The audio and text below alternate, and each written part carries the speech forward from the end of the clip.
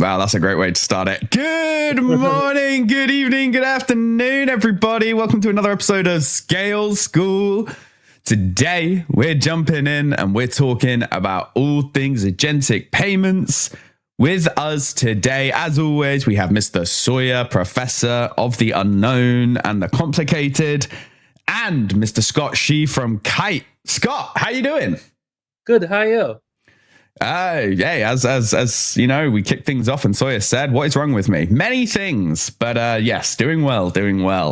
Sawyer, it's early for you, mate. You awake? Yes, I think I'm more awake than you, and it's 3 You are. p.m. for you. It is 3 p.m. for me. I woke up an hour ago. Yeah, I'm concerned. We should talk about this. Yeah, one day. You never respond to me anymore anyways. But on the real, it is very true. On the real, agentic payments, guys, we are moving forward in a world which is evolving so quickly. Every moment of every day, new innovations, new changes, new things. And, you know, purpose-built payments and trust rails for autonomous agents is becoming ever more important.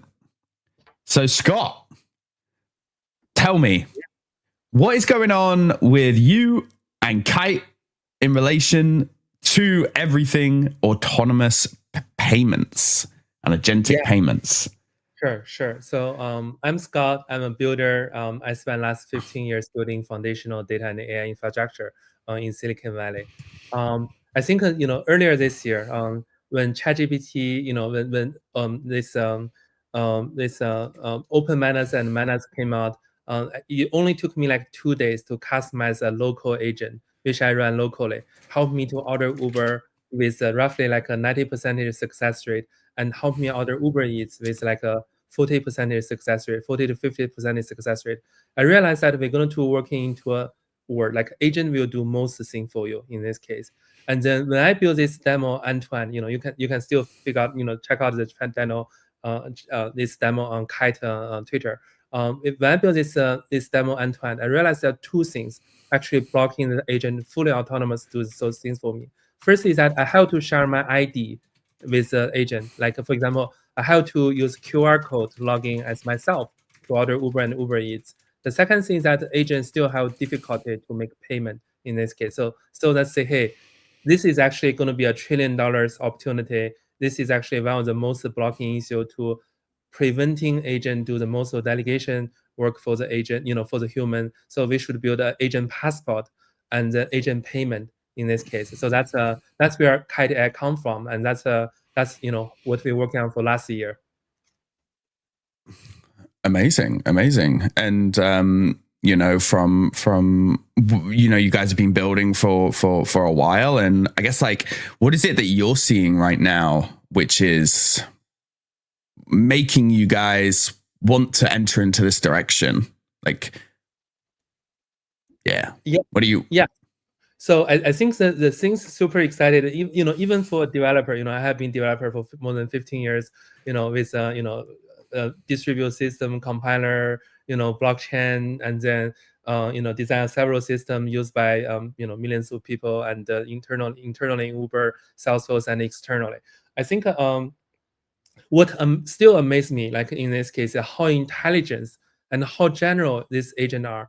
I think the AI has 6 bubbles, date back to the 1950s in this case. Like 1950 AI has the first bubble, 1970, 80 has a bubble, 1990 has a bubble. Japan actually still stuck with that bubble, 1990 AI bubble. And then, but I think this time is different because, for example, I built 2 AI model, machine learning model at Uber before. One is that, if you're calling from Uber in one of the most dangerous neighborhood in Brazil at 2 a.m., use cash, most likely you'll never be able to match a driver, because most likely the machine learning model will say, hey, most likely to rob this driver. This is actually a simple yes or no machine learning model.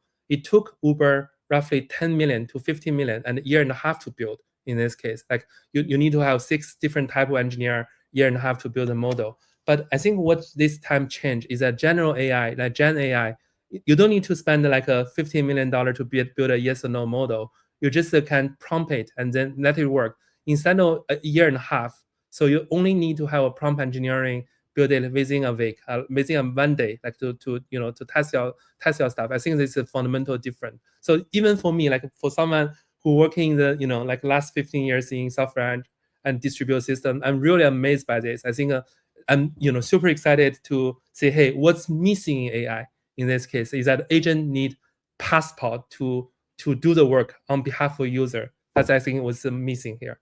Yeah. And Sawyer, what about you, man? How are you seeing the agentic payment landscape? Yeah, it's changing a lot very quickly. I think, to say the least. And I think I think Scott brings up a number of really good points around the capabilities of agents continue to functionally get better as we get smarter on how to consume them. And so it's really interesting because, I mean, yesterday, I mean, the last week, if you're at all in like even the fringe of AI, you've probably seen the three biggest agentic companies, OpenAI, Google, and Anthropic. They dropped one model after the other. We had ChatGPT or OpenAI with their GPT 5.1, which was really, really incredible. And then Google came out with Gemini 3 Pro, which has had a lot of usage limits. But if you've tried to do any sort of generative like web building, it's incredible. The design skills are just fantastic, off the charts. And I mean, if you have not heard of Nano Banana, you live under a rock, but like go try Nano Banana. The thing is just nuts.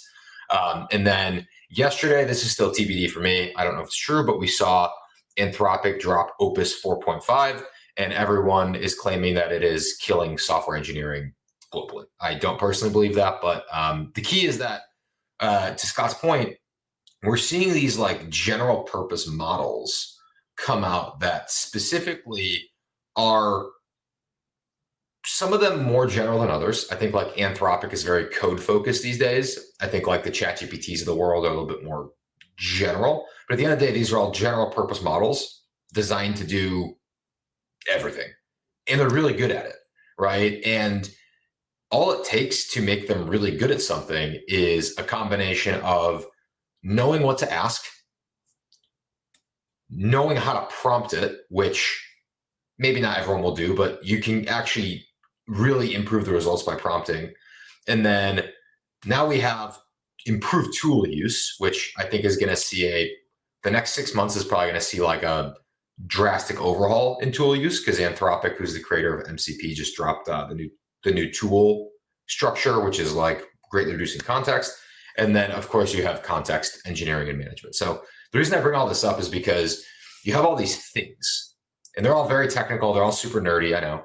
But you have all these things, and to Scott's point, it lets a average human being start to actually use these things to do almost anything a little bit better, right? Or in some cases, a lot better. Like that thing can do better design than me, no questions asked. It's always going to be able to.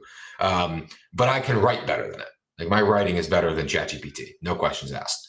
And so I think there's this like this really interesting world where the AI, the model layer, right? This like base layer of models has drastically improved. The next layer in my eyes is the harnesses, right? The harnesses are how we actually consume the models, right? So this is your ChatGPTs, your Claude, stuff like that. In the coding world, it's your factories and your cursors. Now, on top of that, you then have people building even more like general purpose applications. And you actually have your higher level functionality.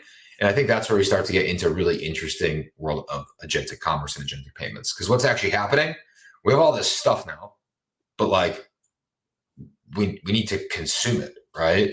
And so I think that's where we get into this really interesting conversation. And to answer your original question, what do I think?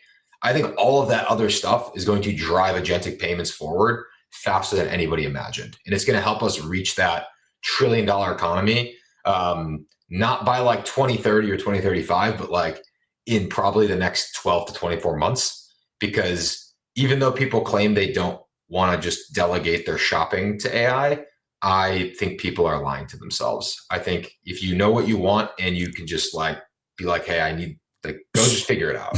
So I wanna follow on that because it's a great thing. So I was actually like a couple months ago building a app because, you know, I have ADHD.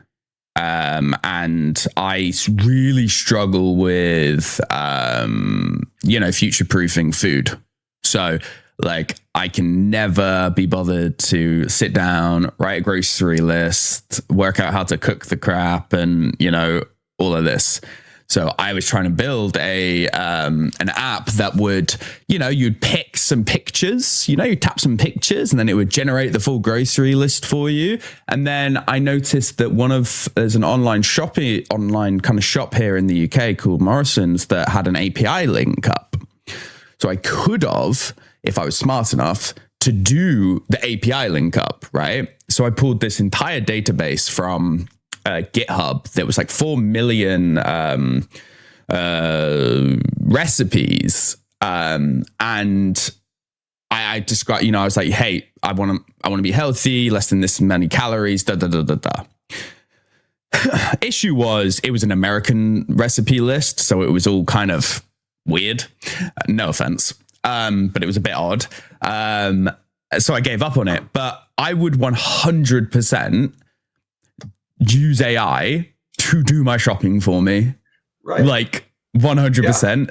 Yeah. If you said, okay, here's my budget. Let's say I have $50 for the weeks of this week's worth of shopping. Take that $50. I want, you know, 5 healthy meals. I want most of it, you know, I want most of it to be like rice or noodle based or something. And, you know, I want 2 kind of cheat meals, right? Here's $50. Go and order it for me and make it come to my house. I want to know where I need to live so that I can buy a week's worth of food for $50 because that sounds lovely. No, you can't. But that's where AI will come in, bro. Because in your mind you can't, but you 100% can. That's very true. That's very true. I think it's interesting because, and I love Scott. I love your point of view on this, but I think one of the biggest things I'm seeing is with AI, people are getting too generalized and assuming that everyone thinks the exact same way. So an example there with like the models is everyone's like, oh, you know, Anthropic's Opus 4.5 is the best coding model in the world.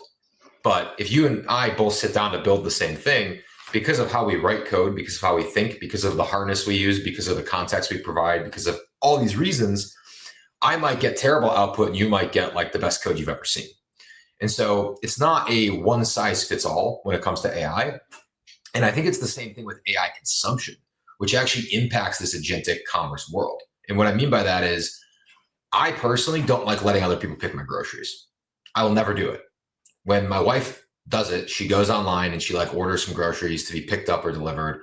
I like get really frustrated because I'm like, I don't want other people to pick my vegetables or my chicken. It's just, I prefer to pick out what I'm going to eat. That's just how I am mentally. But when it comes to shopping for like almost anything else, like clothes, for example, I hate shopping for clothes more than anything. I don't ever want to go shopping.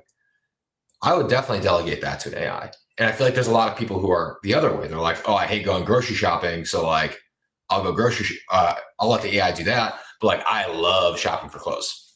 Right. And so I think there's like, this is actually both at the model level, at the AI level, and at the human level. There's this variability that I think people are generalizing out that I think is going to open up the opportunity for people like Kite, for companies like Kite, for companies like SKALE, who are building these types of infrastructure and platforms to actually go and dominate this, because I think we recognize that after years of building blockchains, one size fits all does not work in today's world. So I think first thing is that I completely agree with you. I think there is no one size fits all solution, and then most likely you're going to just customize the context for you. I think majority of work is that you have a co-pilot, you have your assistant. Majority of work you just give this assistant your life context. And then I don't think it will be done by consumer or individual user.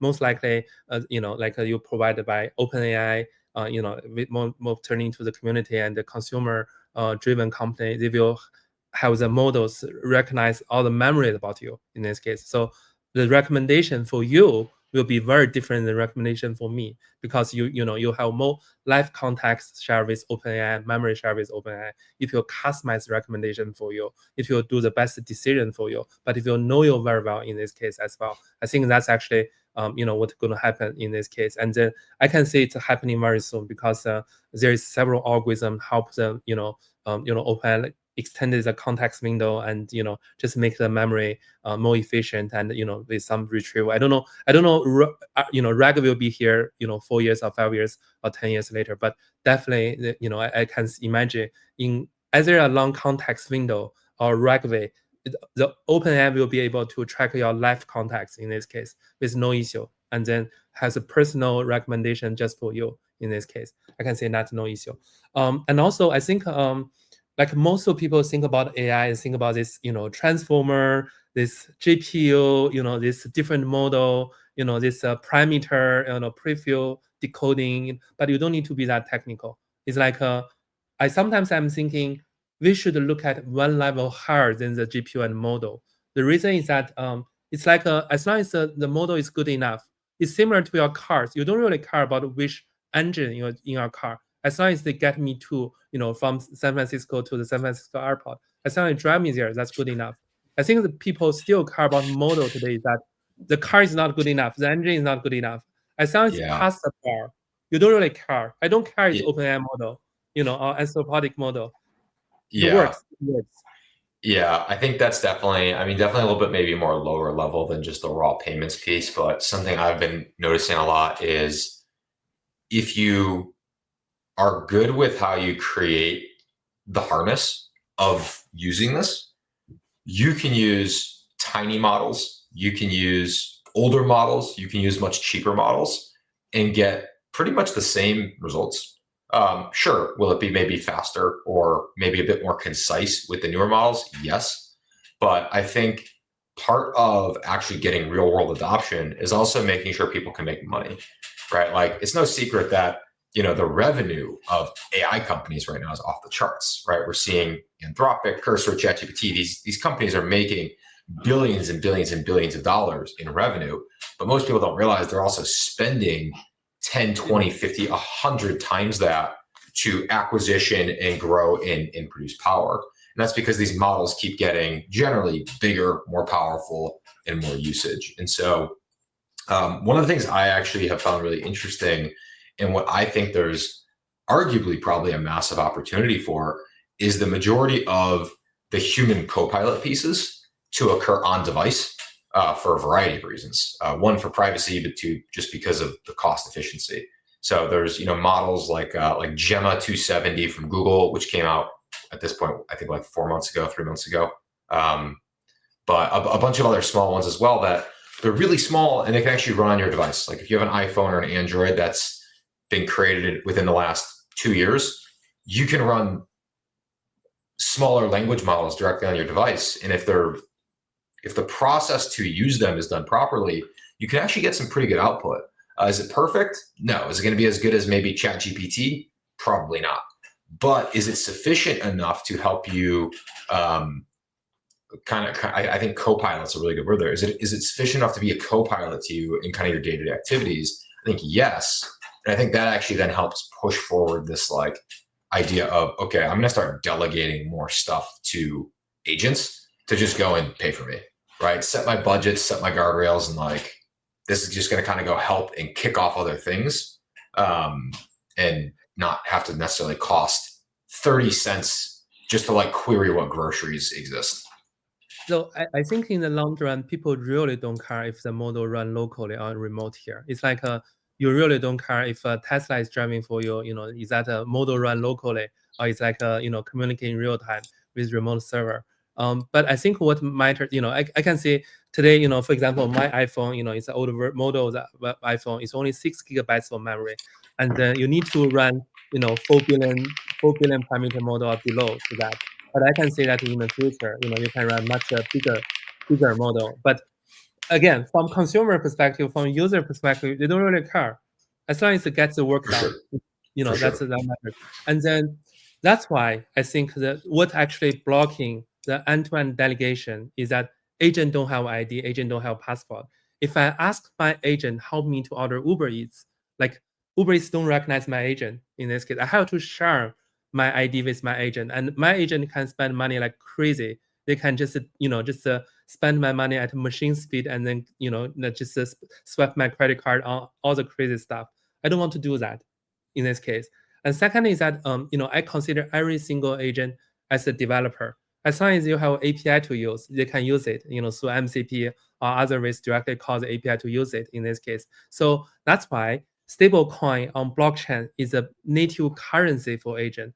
It's much harder if you use Apple credit card, PayPal credit, PayPal, if PayPal in this case, but it's much easier to use blockchain because you just, has a wallet, call blockchain, transfer stablecoin with programmable money, simple and programmable money. That's it in this case. So that's why I think, Kite AI is building for this agent payment rail for ID, passport, and payment. For example, if I'm seeing today, I asked ChatGPT to help me to order an Uber Eats. In this case, the first thing is that I have an agent passport. Scott ChatGPT has an agent passport, reference Scott in this case, and then it can interact with the Uber Eats, figure out what food to order based on my life context and and based on preference, and then order the food for me and then make payment. Use stablecoin in this case end to end. So a successful purchase, will have like a payment backtrack to the Scott ChatGPT agent, backtrack to me in this case, and add my credit score in this case. So that's like a whole lineage from the payment to the user to the agent, from payment to the agent to the user. I think that's actually what the future look like in less than 18 months. Yeah, no, I definitely agree with most of that. I think the one area that I'm maybe as contrarian as you can get, which is ironic, in the whole world of agentic payments, X402, agents on chain, is I think that stablecoins are a tool that will be used by businesses to facilitate. I don't know if stablecoins are going to be the frontline consumed product for a real human being. And the reason for that is I look at it kind of like a PayPal or a Venmo or a Cash App or I don't know. Ben, what do you guys have over in England outside of PayPal? We just use bank, bro. Remember, you guys have weird stuff. We're normal. We just bank transfer each other. Fair enough. But like Revolut's a good one. There you go. So I think a good example would be a lot of people here in the US used Venmo for a very long time. Venmo was really annoying because you had to hook up a bank account, KYC, and move money into Venmo. So it was like you had to jump through all these hoops just to use Venmo. But the reason that Venmo got super popular was because it was the only way, if you were like a high school or a college kid, to move money between your friends. Like it was the only way. There was no other way to do it for free. And so Venmo got huge market growth from that. And then Cash App kind of followed and did the same thing. Then about 3 years ago, there's this company called Zelle that came out. And Zelle was spun out from the large banks associated with the Fed, and if I'm not mistaken, and Zelle basically let you just move like small amounts of money between bank accounts. So it's like, okay, now instead of having to move money into Venmo, I just use Zelle and I can send money to anybody who I have a phone number or an email for that has a US bank account. And so it's like, okay, that makes a lot more sense. Why wouldn't I just use that? And the answer is most people now pretty much just use Zelle unless they like only have people that take Venmo, which I personally think is really weird because it's like built into your bank. So the reason I bring this up is because I think we have the same problem with stablecoins, which is it's really painful to get stablecoins. The only way to get stablecoins is to use a bank account, use a debit card, use cash with an ATM, whatever it is, and it takes you out of your way. And so the problem is if you tell like an average person on the street, hey, I have this really cool platform that's going to help you buy your groceries, right? It's going to take all that pain of shopping for groceries and going to the grocery store out of your life, right? You're going to save an hour a week, delivered right to your doorstep. It's going to cost the same amount of money or cheaper. But to use it, you need to go do all these things. You need to go buy stable coins, you just go buy USDC. Now they're like, oh, well, like what's USDC? Like, what about the money of it? Like it just brings up this whole can of worms of like, well, why? I completely agree with you here. I want to mention 2 points here in this case. For example, we don't expect you to buy USDC. That's why we actually got lead investment from PayPal. You're going to just PayPal in and PayPal, just deposit into your PayPal account, automatically convert to the PYUSD. You don't need to handle rest in this case. And then how you deposit money into your agent is how you use PayPal. That's it. And I think that's definitely a step in the right direction. I think to the final point, as like I said, I'm very contrarian on this, and I know that. I think this is going to run all the way up to the banks, because my belief is that if you want to, I think stablecoins is 100% the right way to do this. I just think the access to stablecoins needs to come from the one place that can blur the lines truly between stablecoins and fiat for everybody, and that is the banking system. So functionally, what I mean by that is, if you think about like a checking account, right? You can open an infinite amount of checking accounts, realistically. Like there's no one stopping you from just opening more checking accounts if you want to partition your money that way. It's kind of like opening wallets, right? The difference is it's just you are notifying like multiple government agencies that you're doing it. But the way that I see this is, when the first bank comes in and says, okay, we're going to let you open like sub accounts where you just move money right in your bank to these like little sub accounts, and they auto top up, and they have guardrails that you put in place. And now behind the scenes, it's like a wallet that you just give your agent access to, because like we already have Plaid that can do this. And now what happens is, behind the scene, the banks takes care of conversion of stable coins, management of stable coins, topping up, all that stuff. I think then you see agentic commerce explode, because for the average person, it's like passing the grandma test. Your grandma probably doesn't have PayPal. As much as I like PayPal, I don't like their fees that much, but I like PayPal as a product. I don't use PayPal because I don't want to move money out of my primary account. I'd rather just have money in my account. And if I need to move money to PayPal, I move it. But the idea is that if we want agentic commerce to really grow, it has to fit into our like human life cycle. And our human life cycle is, most people keep money, if they have it, in their bank account. So for me, I think we're actually going to see banks be a huge driver of this, which I know, like I said, is super contrarian to the crypto point of view, because I think banks have the best ability to actually onboard people and let them spend stable coins without actually knowing the stable coins there. I completely agree with you. I think it has to be past the grandma test in this case. Like you can teach your grandma how to use it within 2 seconds in this case. That's why I think, assume that 15 years from now, it's actually not certain if blockchain will win this competition, or you could have like a bank build a centralized, solution, use their credibility to actually support agentic payment. But I do see blockchain has a head start. The reason is that, again, agent, from my perspective, is a great developer. Even today, it's a great developer. So agent can use any single API, provide to them in this case.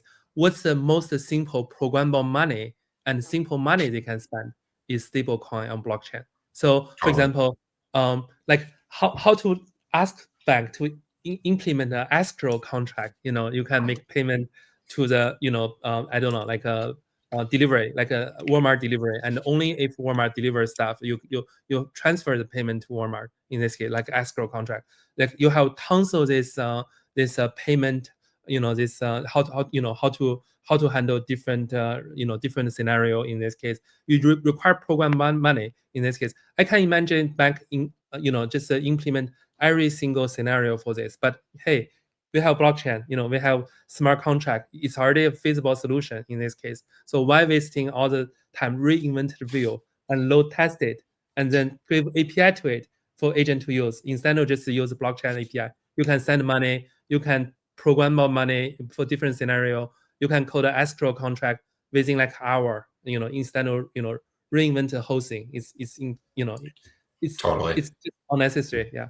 Yeah, no, I'm with you. I actually think that the same way we're seeing banks and like fintechs, well, fintechs are buying the on-off ramp rails right now, right? Like we saw MasterCard, rumor has it, is buying Zero Hash. I think that's happening. I don't have any insider info, but I'm pretty sure it's happening. Obviously, Coinbase dropped their bid for BVNK, but I'm sure someone will scoop them up once they figure out whatever's going on there. But we're seeing these fintechs acquire blockchain rails.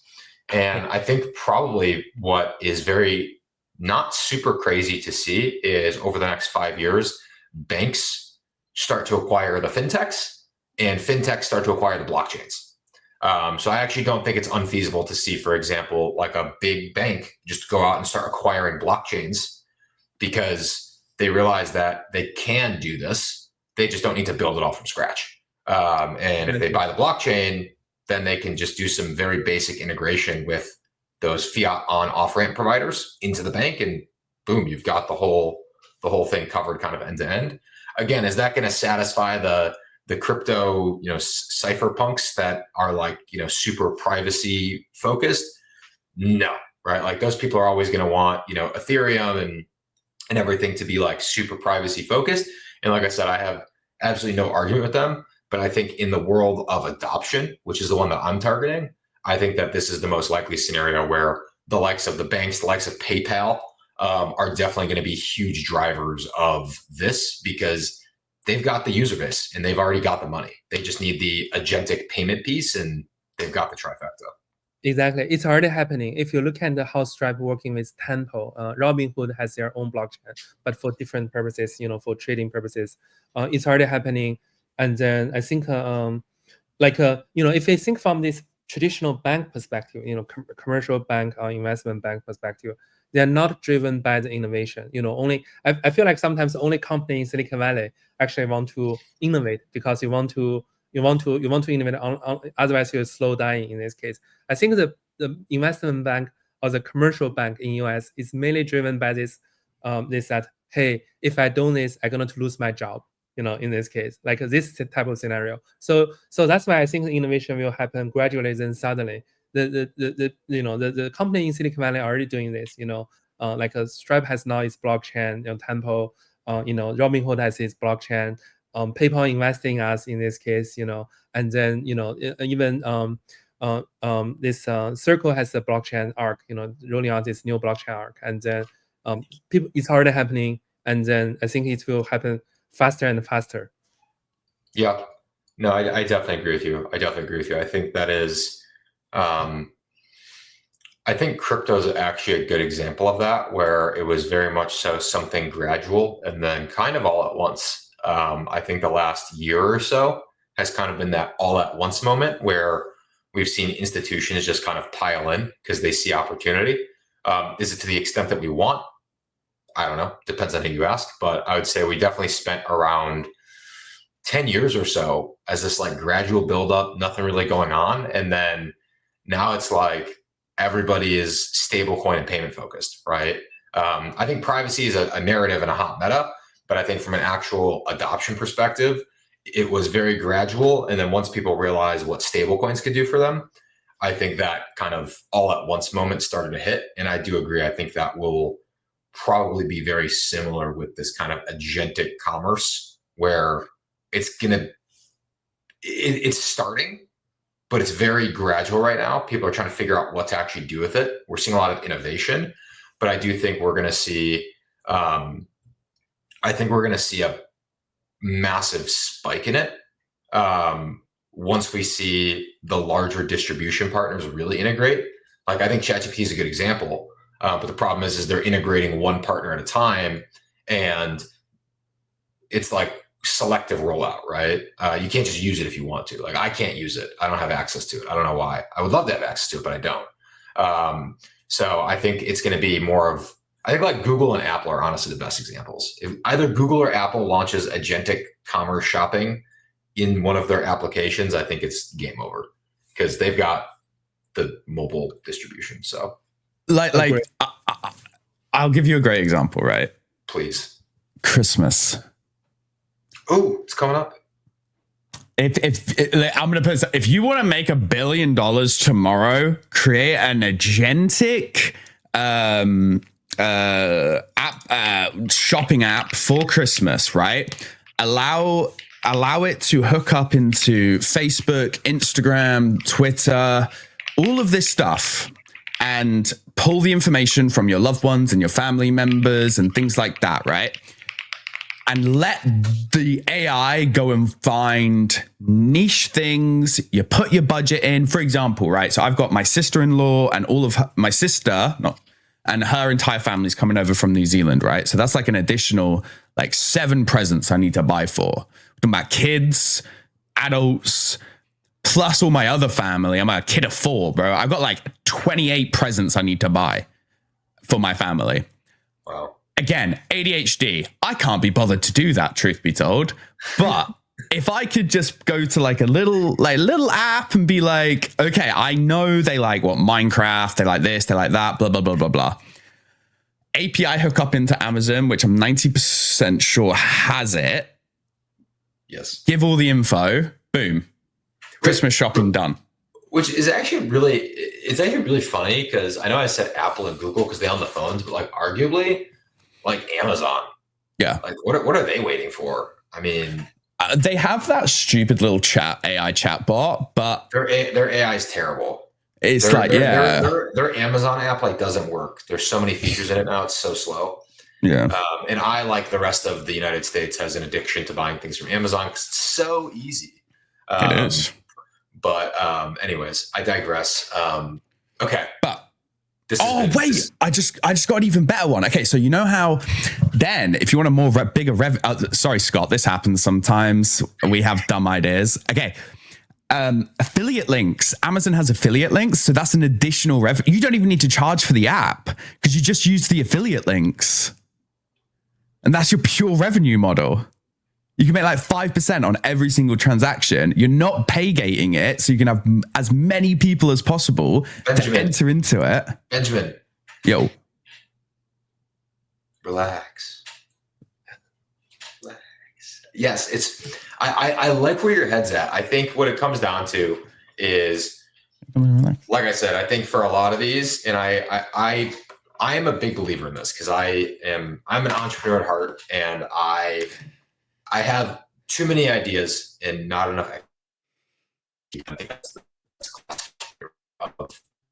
reality that I think it's different today than it was 10 years ago. And today is distribution is more valuable than product. Time out.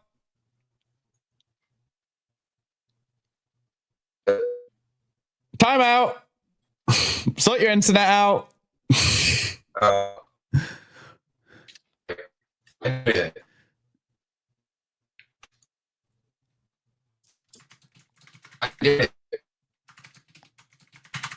did nothing.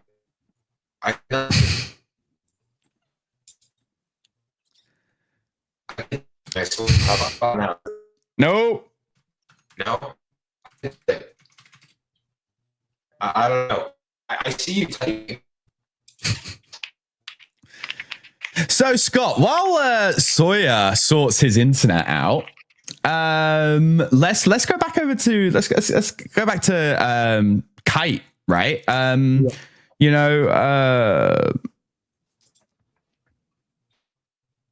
know, we covered a fair amount, right? And I guess one of the things I like to ask companies, right, is let's say we're 10 years down the line. Where does Kite want to be? Where do you want to be positioned? Where is at what point in the funnel is Kite? And how do you guys think you're going to get there? Yeah, so I think we have a very simple vision here. So in the future, almost 100% of payment will be done by agent in this case. And then because no one wants to handle payment, it's like why do I need to swipe my credit card? Why do I need to fill this 14 fields of this my credit card information? Why do I need to do that, right?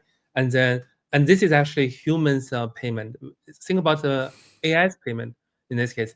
My agent may just do some research, rental a resource, do a research, spend like less than 1 cent, rental a GPU, help you it's more, power it up, do some more research. I don't know, call API, fetch a data, do all this planning stuff, spend less than 10 cents. Like you don't want to have any of those payment done by human.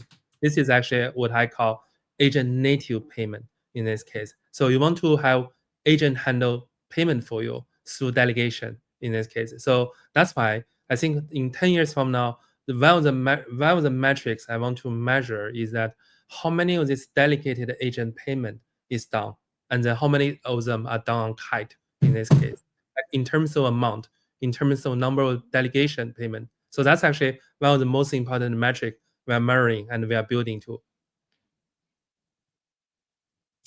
Amazing. I don't know if I'm back. Can you hear me? Okay. Yeah, we can hear you good. Okay, cool. I really like what you guys are thinking. I think my like ideal world is very much so aligned with yours. I think my probably only counter would be I still think it's TBD how much actually gets like fully handed off. And again, I think that's going to be just very selective. But I like this idea of like agent native payments, and just it's like, okay, right now, if I want to spend money, I could spend money in one of these like 5 ways. And in the future, agent native payments is, I kind of consider it to just be like a new way to spend money, right? Like instead of swiping my card, I'm just like delegating my payment out and the agent takes care of it. And I like that a lot. So very cool. Very cool. I think for,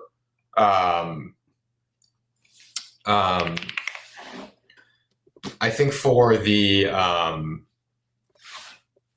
I think for scale, right? Like the way that I kind of imagine this is there's two parts to the agentic payment world. There's the raw payment side, and then there's also the coordination side, right? The actual registration, the visibility, the distribution. And my belief is that both of those things are probably not going to happen in the same place. Right. Traditionally, when building a product like this, you would assume that someone will verticalize, and I think everyone will try to verticalize. Oh, that's weird. Whoa. Okay, there we go. Cool. It's just us now. Ben had to drop. I think we will see. I think like everyone try to verticalize, right? Like I think Kite and Scale will both go down the same path of let's get all the agents registered and let's get all the agents paying, right? Like let's try to go for both. But I think the reality is that the two are going to require very different tooling, sets of infra, speed requirements, cost, capabilities, feature sets, just kind of across the board. And so my belief is that you're going to see a couple of blockchains really dominate the payment side. And I think you're going to see a couple of blockchains really dominate the registration coordination side. And I think the average agent is going to use a number of these, and they're going to register in multiple places and take payments in multiple places. But I do think you're going to see some clear winners that are like the best at agentic payments, the best at agentic registration. And I think the registration side is actually where I see Scale really dominating due to our multi-chain architecture and our ability to actually launch these blockchains anywhere. For example, we can actually launch a Scale chain on top of Kite because we can launch Scale chains on top of any EVM compatible blockchain. And so it can actually bring costs way down and let those chains actually coordinate and communicate with any other Scale chain. So just to kind of give some color into kind of what I'm thinking, but sounds like we're overall very aligned with where the world is going, which is cool. So I completely agree with you here. I think that if we think about how the internet evolved in this case, that first you need to have an ID, like every single website has a URL. You can search to it, and then you can go directly to interact with this website. So you need to have agent ID, and you need to have this agent reputation in this case. I think the reputation is similar to credit score, probably going to be done by different company, have different company building for it. And then you need to have this website search, Google type of company to make agent searchable in this case. And then once the agent is searchable, then you can interact with agent. You don't really need a company for that. You can have agent to agent, P2P network, directly channel in this. I don't think you should be on chat. You should have done this on chat in this case. And then you have agent to agent communication, figure out the scope of work and do the communication. And last part is payment. The thing is that you cannot have payment alone because payment requires all the previous full step in this case. That's why you need to have a universal ID to make payment. You need to have a universal reputation to make a payment. So that's why I say, hey, what's actually a universal, interoperable platform to help you to do all the things in one thing. So you can just plug in rest of the, the searchability, plug in this reputation algorithm score, as a third-party company, a third-party, institution, maybe even a protocol here. Like it's blockchain in this. So that's why I say, hey, Kite is always building for a simple vision. The vision is that agent will do most of the work on behalf of you. But in order to make that, you need to have a universal base layer for agent to recognize each other, to discover each other, to understand the reputation for each agent, communicate with each other and make payment. But we don't want to cover the search part. We don't want to build agent Google, probably agent Google, Google should build that or maybe some other company. We don't want to build a credit karma, we don't want to build a credit score, that's very business logic heavy, and it's probably very regional heavy as well in this case. We don't build that.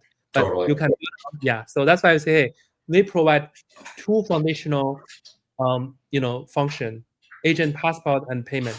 Then you can build the rest on top of us in this case. Yeah. No, I think it's funny because I actually think that so the traditional tech world, right, is like, it's like a house of cards, right? Most people don't realize it, but you have like everything you use is just like this chain of other things, and you don't see most of them.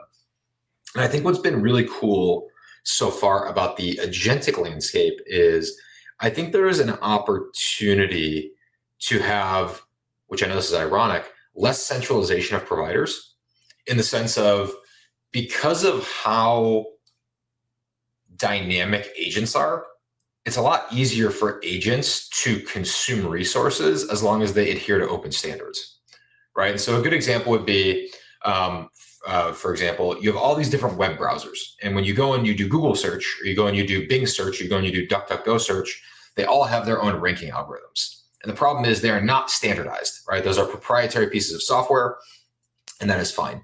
However, it makes it really hard as a website or an application or a service or a business to show up well across them all. And so historically, what most companies have done is they've prioritized Google, because Google has controlled search share for the last, 25, 30 years, whatever it is, 20 years. And so because of that, there's really no good opportunity for others to really compete. I don't play the whole monopolistic thing. I don't care that Google controls that. I think it's good for them. They did good business-wise. But I think that's the reality of like human search. Now, when you think about agent search, what's really interesting is you don't need one company to solve this. You can have 10,000 companies solve this, right? As long as they adhere to open standards, you could have, for example, going back to Ben's earlier example of grocery shopping, you could have a registry ranking service, a credit service, purely for grocery shopping agents and grocery shopping services. You could have a registry system, whatever, for banking, for stablecoins, for coding tools, for travel, for vacation, for buying clothes, for literally, you could have an entire agent registry designed to shop for the best hats, right? Like, as long as they adhere to something that all agents can communicate over, we have a really interesting opportunity to actually let people and their agents have more opportunity and more options to pick from, which in turn strengthens the agents, because agents are actually really good at finding a lot of data and figuring out what to pick. That is actually one of the things that, as long as you use the right tools, they're pretty darn good at it already. And I think that really gives us an opportunity where, for example, you could have a registry of, call it a registry of shopping agents for Christmas on SKALE and a registry of shopping agents on Kite.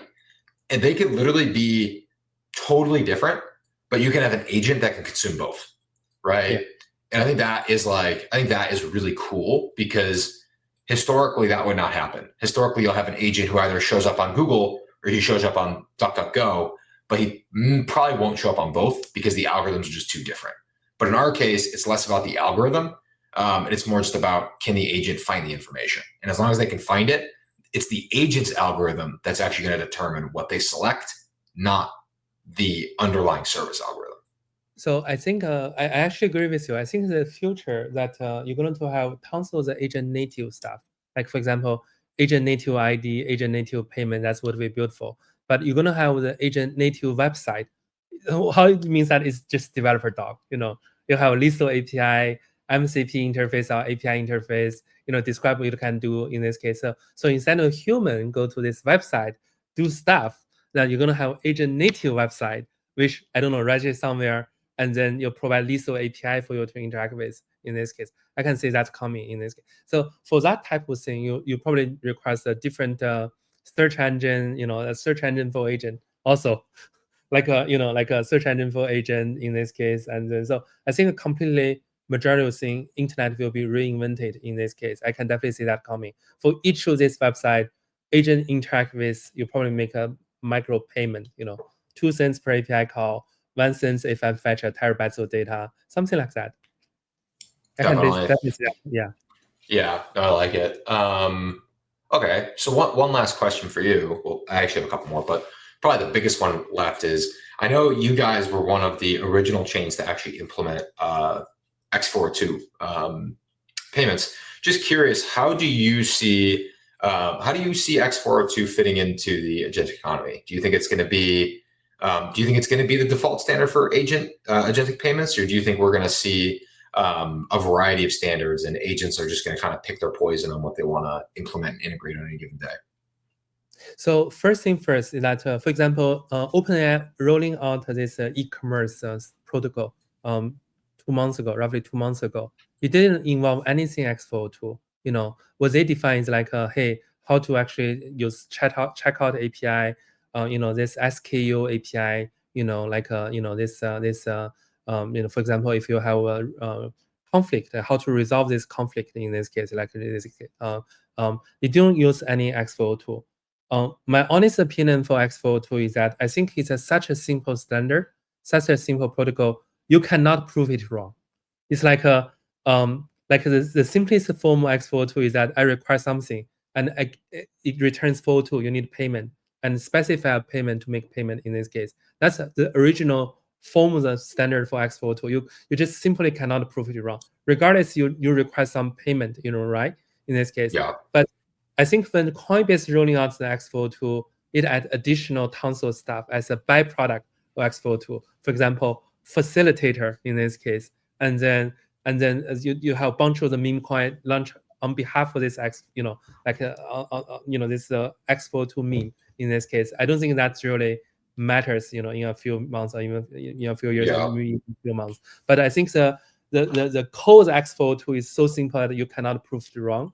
And then, but with facilitator, it's more like you have a centralized third party to help you resolve this conflict or resolve this, if you have, the checkout process, etc.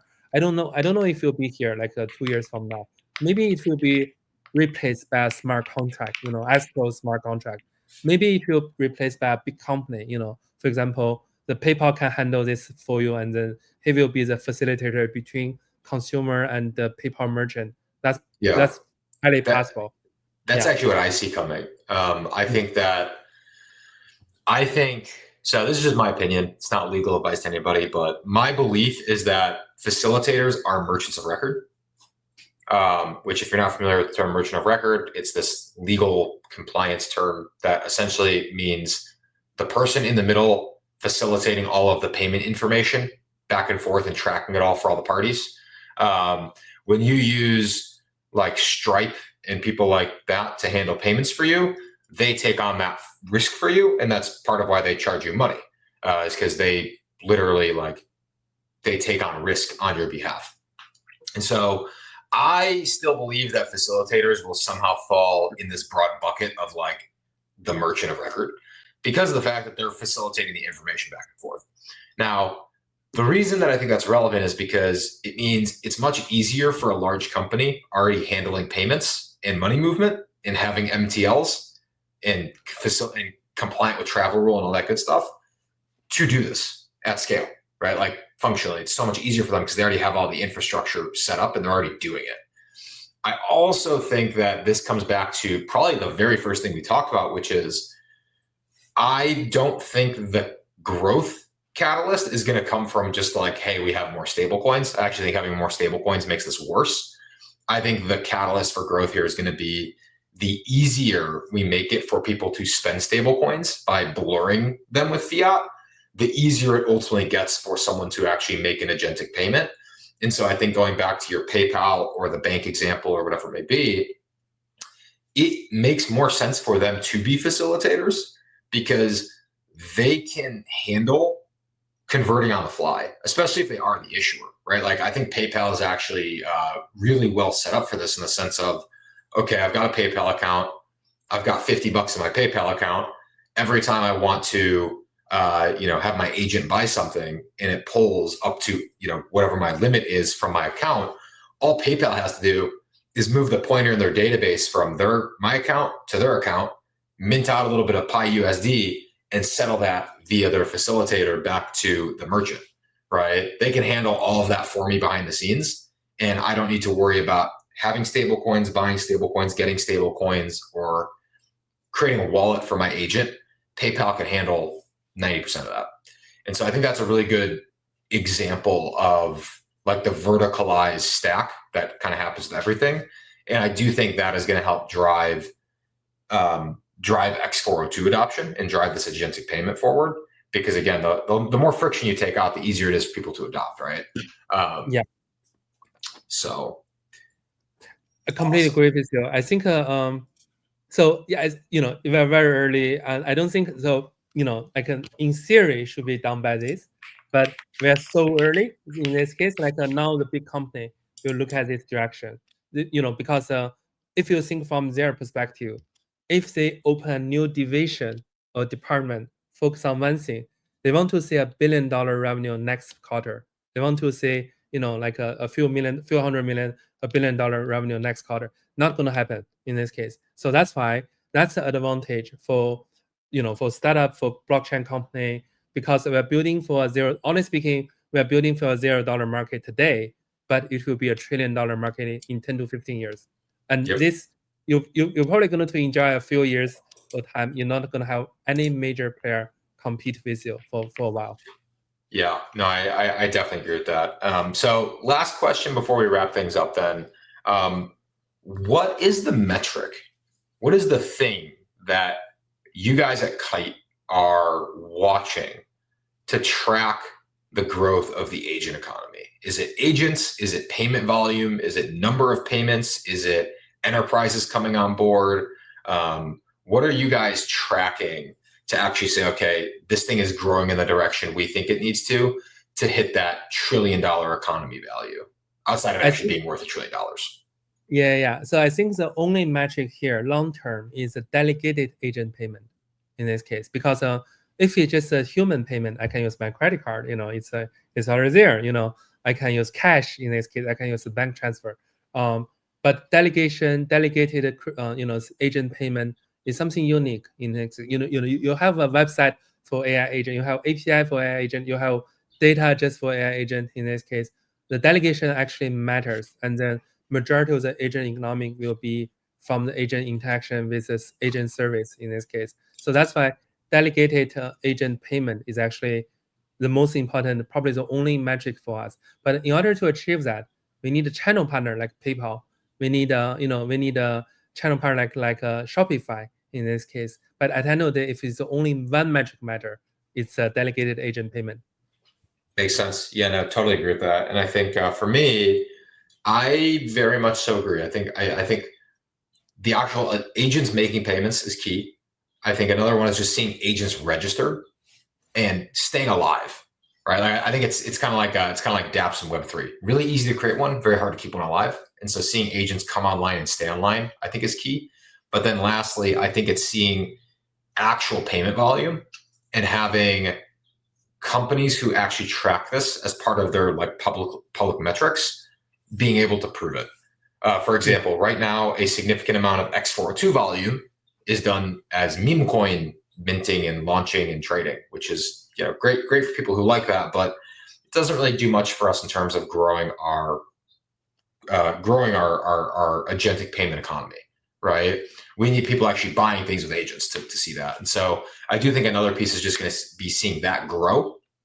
And I think that's going to be a key metric to track for everybody, is just how much volume and products is actually being purchased by agents that is not buying a crypto token, but is like buying a product. AKA like, exactly. I just bought a present and that was $10 and my agent facilitated that payment. And now because PayPal is a publicly traded company, as part of their quarterly filings, they're actually saying in their earnings announcement, we saw 2% of our volume from agentic payments. Like, I think that is like the metric to be watching.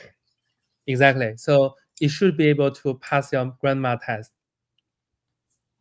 Exactly. It needs to. It needs to. Funny enough, Ben actually likes to call it the drunk grandma test. He thinks that it's even more proving that if the grandma's drunk and she can still do it, then it's like really, really, really foolproof. But I think in this case, yes, if it can pass the grandma test, and it's so easy that someone who doesn't live in technology can figure it out, I think we are going to see that kind of gradual to all at once moment occur pretty much overnight once we hit that. So 100% in your line here. Cool. I think I'm about time. Thanks for inviting me. It's a great discussion. Absolutely. Yeah. Thank you so much for joining us, Scott. Really appreciate it. And thank you everybody so much. We'll see you next time. All right. Thank you. Bye-bye.